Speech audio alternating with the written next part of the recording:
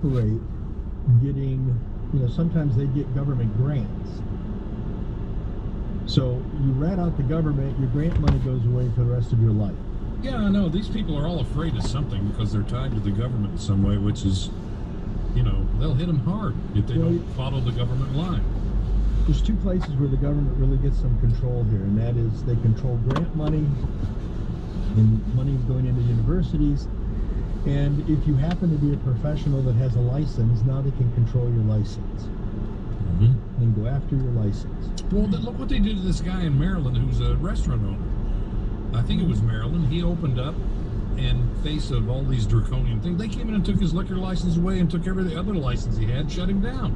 We have a guy in Michigan who they shut him down and charged him with a crime for giving people free vitamin C. Oh my gosh. Anyway, this is what happens when you go up against the government sometimes. So let me add to what Robert gave me. There's a process which is called gain of function. And gain of function, it's a way. G-A-N-E, Gain, G-A-I-N. Oh, gain, okay. G-O-F, gain of function.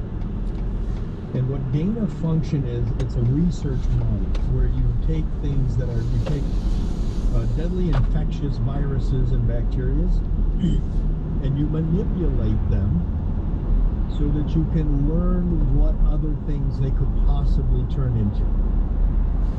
You with me? Yep. Okay. The University of North Carolina and Harvard, back before 2014, so we're talking the Obama years here, were doing gain of function testing on SARS and MERS. Okay? Okay. So what they were doing is they were taking so let me back up for a minute, folks. Every time you get an upper respiratory infection, for the most part, it's a SARS infection. The flu, most of the flus you get it's a SARS infection. Now you remember when, and I'm just going to put this in perspective, you remember a few years ago we had this so-called SARS pandemic. Right. And it went away, right? Let's keep that in mind for a minute. Now, let's go back to the university. So you have University of North Carolina and Harvard that are doing gain of function research on SARS. Now, COVID-19 is not the name of this virus. COVID-19 is the name of the disease you get. The name of the virus is SARS-CoV-2.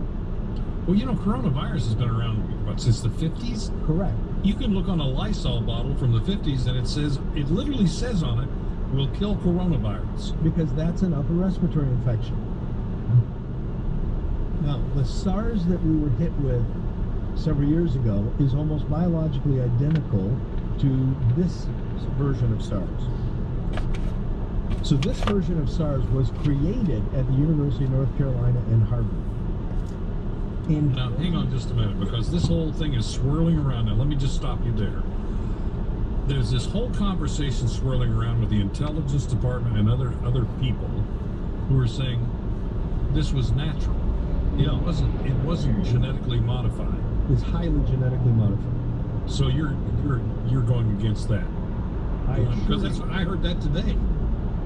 Let me tell you why I can tell you it's genetically modified. In October of 2014, the U.S. government, the federal government, placed a moratorium on gain of function research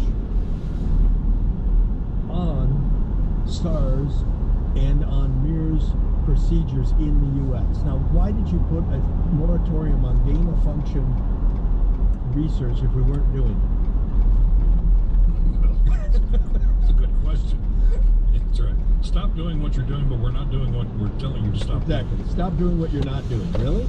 Yeah. It was put. Now, the reason that the government said that they were putting a moratorium on it was because it was too risky. Too dangerous. Correct. So, enter Dr. Shi Zhengli. She's a Chinese doctor. She took over the research that we were doing on this SARS-CoV-2. In Wuhan? She took it to Wuhan. She took it to Wuhan with $3.5 million US. So let me just back up here just a little bit. So North Carolina and Harvard were working on this, and the government said stop. So they turned it over to a Chinese doctor to take back to Wuhan to continue to work on it? Well, we thought we'd get it off of our land and get it onto theirs. This is why Robert said this is like sending nukes to the Japanese. The Japanese to drop on Pearl Harbor. But it gets better. So we sent it to Wuhan with our friend Dr. Shinzi, I don't know how to pronounce it, probably Shinzi. And is this at the same time that Dr. Fauci and the Obama administration gave them $3.8 million